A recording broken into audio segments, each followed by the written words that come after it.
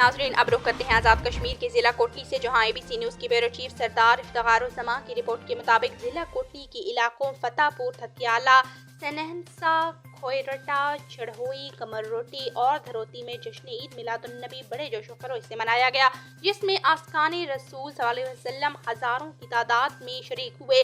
علماء کرام کی قیادت میں فیضان مدینہ غربی میں 24 فٹ لمبا کیک کاٹ کر ولادت نبی پر خوشی کا اظہار کیا گیا۔ عمرے کے ٹکٹوں کے لیے قرآن اندازی کی گئی۔ عبدالوحید ثاقب ایوب ٹیچر کمروٹی سے افراہیم اور اسسٹنٹ کمشنر سیماب اسلم کو روضہ رسول کی زیارت کا بلاوا آ گیا۔ مختلف راستوں سے ہوتے ہوئے جلوس مرکزی مساجد میں پہنچے، جگہ جگہ میٹھے پانی کی سبیلیں لگی ہوئی تھیں۔